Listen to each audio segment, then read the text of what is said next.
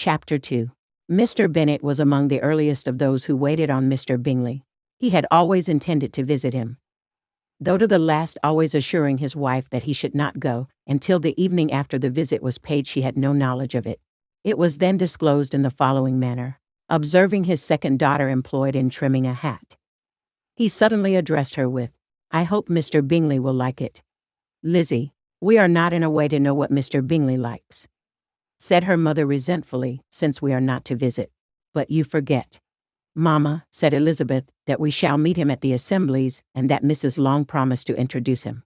"I do not believe Mrs. Long will do any such thing. She has two nieces of her own.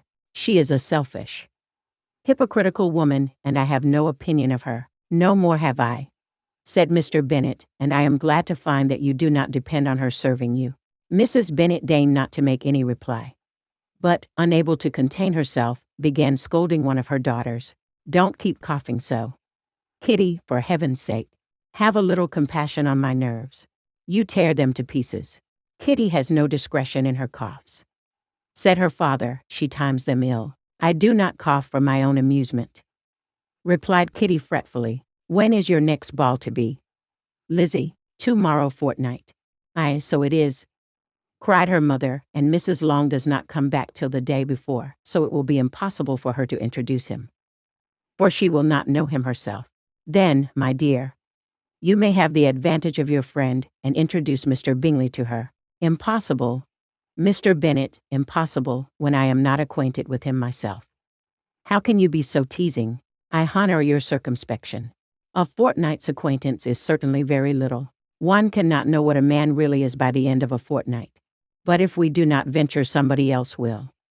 And after all, Mrs. Long and her nieces must stand their chance, and therefore, as she will think it an act of kindness, if you decline the office, I will take it on myself." The girls stared at their father. Mrs. Bennet said only, "Nonsense, nonsense. What can be the meaning of that emphatic exclamation?" cried he. "Do you consider the forms of introduction, and the stress that is laid on them, as nonsense? I cannot quite agree with you there.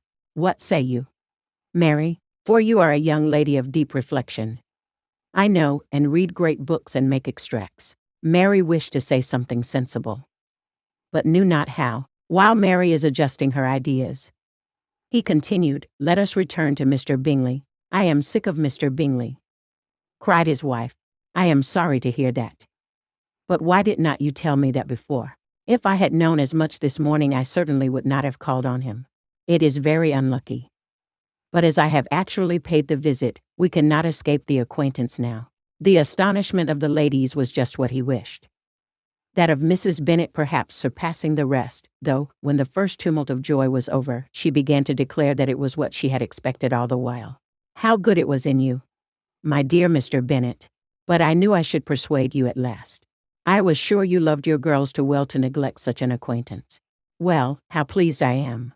And it is such a good joke, too, that you should have gone this morning and never said a word about it till now. Now, Kitty, you may cough as much as you choose," said Mr. Bennet, and, as he spoke, he left the room, fatigued with the raptures of his wife.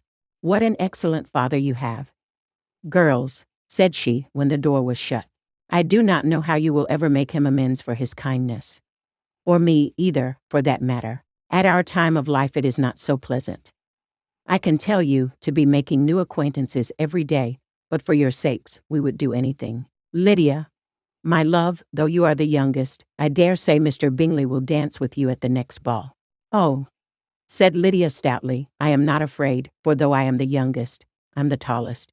The rest of the evening was spent in conjecturing how soon he would return Mr. Bennet's visit, and determining when they should ask him to dinner,